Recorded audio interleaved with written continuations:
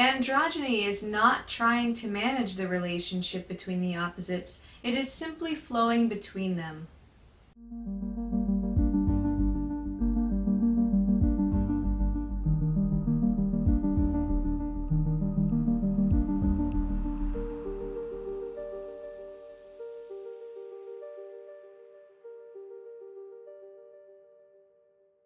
Hi, this is Emerald and welcome to the Diamond Net, and today I want to talk to you about masculinity and femininity. Now, when I speak about masculinity and femininity, many people will think I'm talking about things being man-like or woman-like, but in reality, masculinity and femininity are dual polar principles that imbue all living things. We could think of them as yin and yang, and in fact, the interaction between these two opposite energies are a requirement for life to even be. So these two energies both inform and supersede our gender identity. This means that we can understand masculinity and femininity as real forces that trump our concepts of gender and also our biological sex. So we could say that every living thing has a particular signature of masculine and feminine energy, and this also means that human beings have this signature as well. So you want to think of this signature a lot like DNA. It's something that a person has for their entire life. It's a particular ratio of how these two energies come together.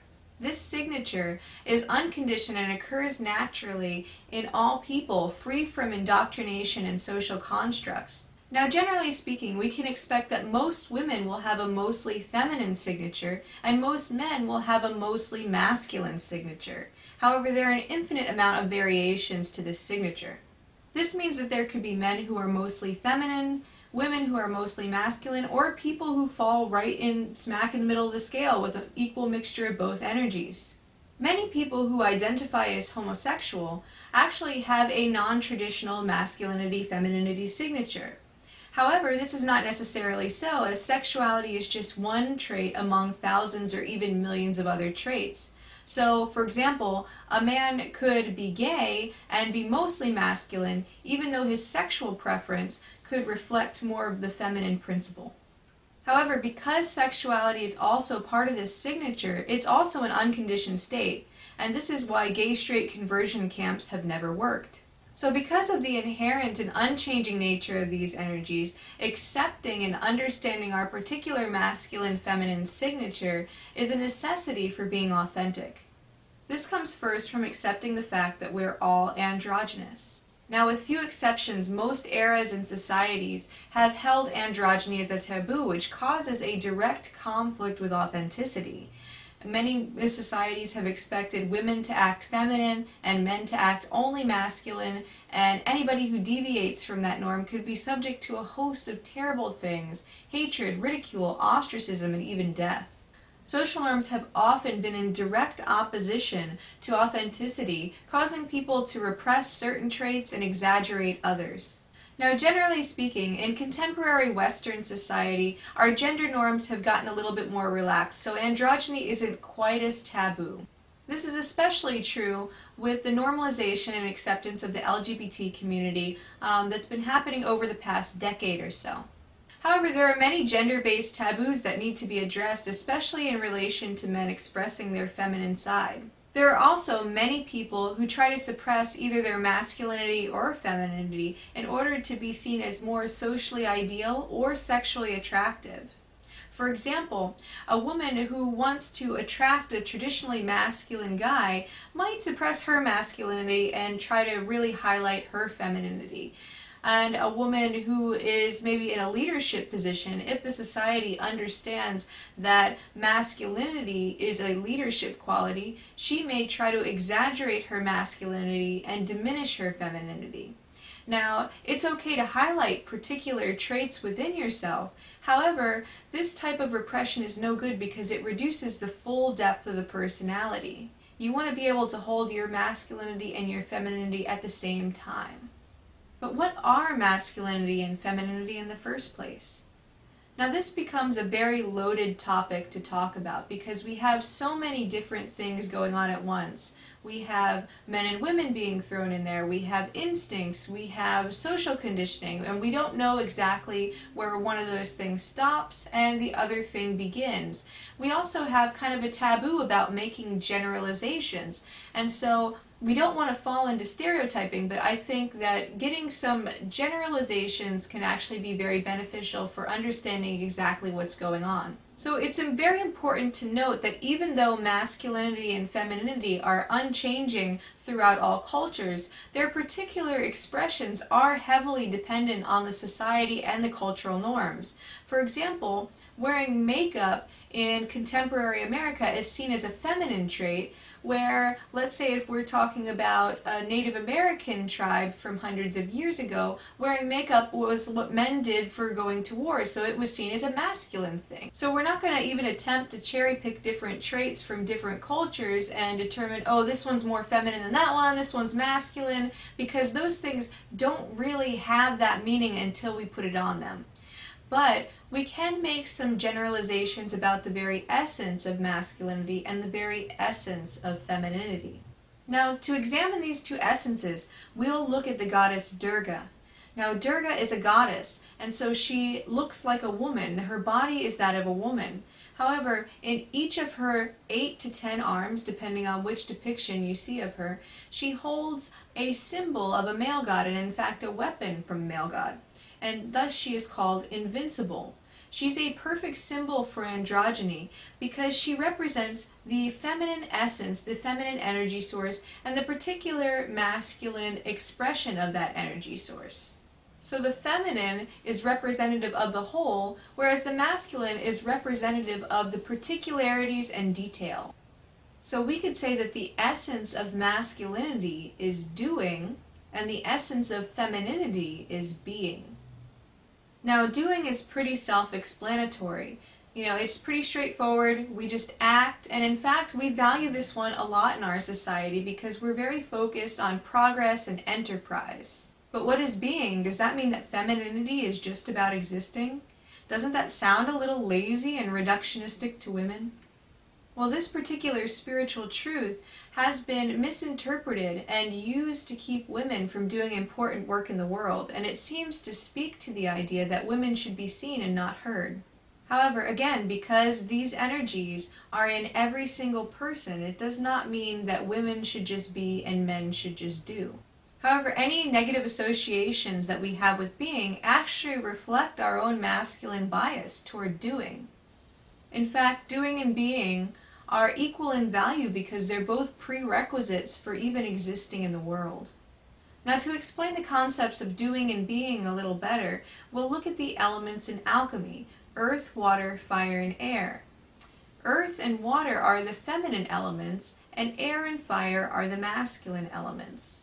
Since earth and water are feminine elements, it's not a wonder why we call our world Mother Earth. So femininity is everything that has substance. It's about matter, it's about the here and now, and it's about the mystery of all of existence. In fact, the word matter is actually derived from the Latin word for mother.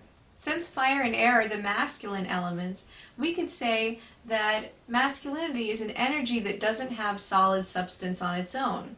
Masculinity is more concerned with movement in a particular direction. It's all about change and transformation. Just like air oxidizes and fire changes chemical compositions.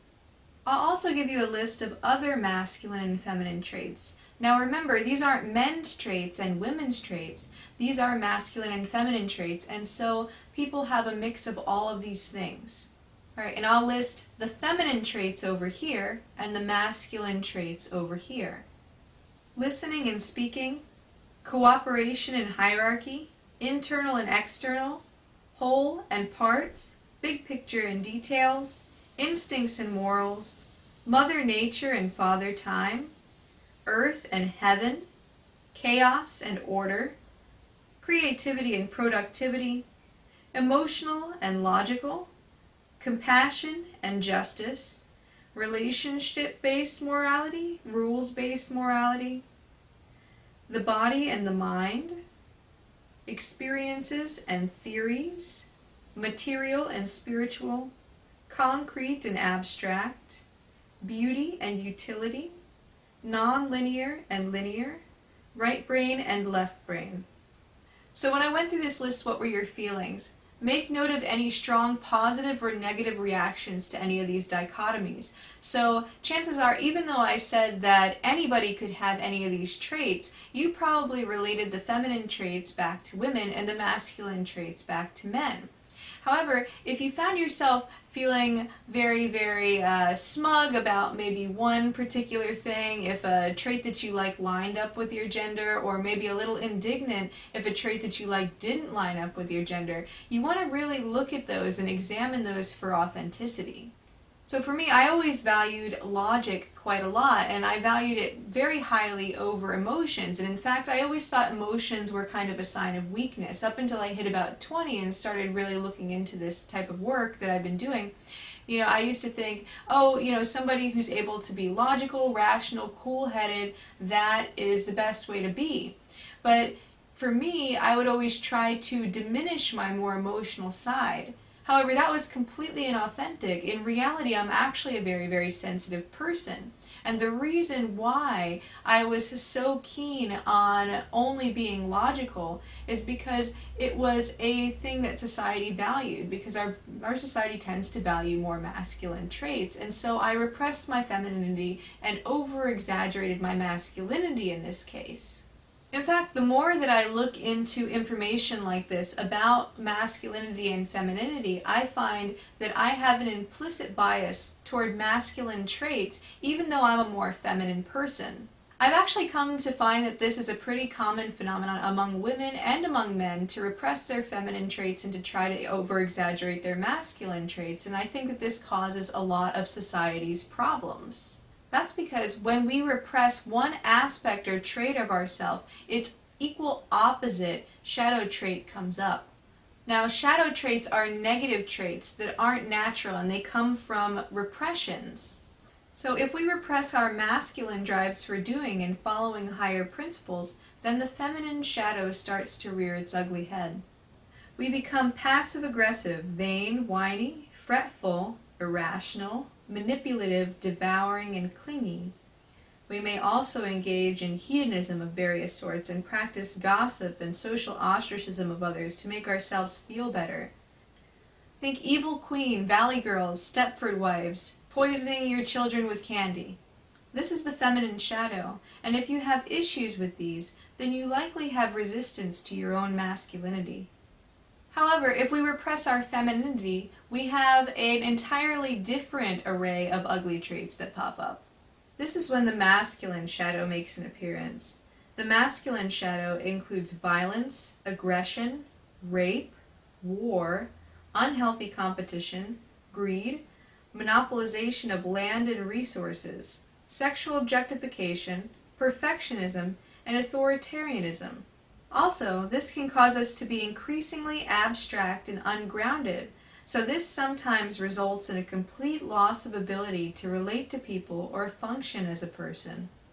So as you can see, authenticity is very important, and accepting our androgyny is key to creating a healthy life and a healthy world. So we must become aware of and accept our masculinity and femininity without running away from who we truly are, whoever that may be.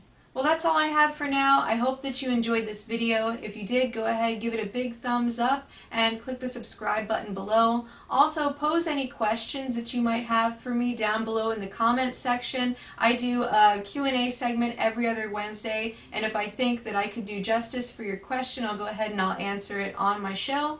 Other than that, that's all I have for you. So until next time, keep becoming more you.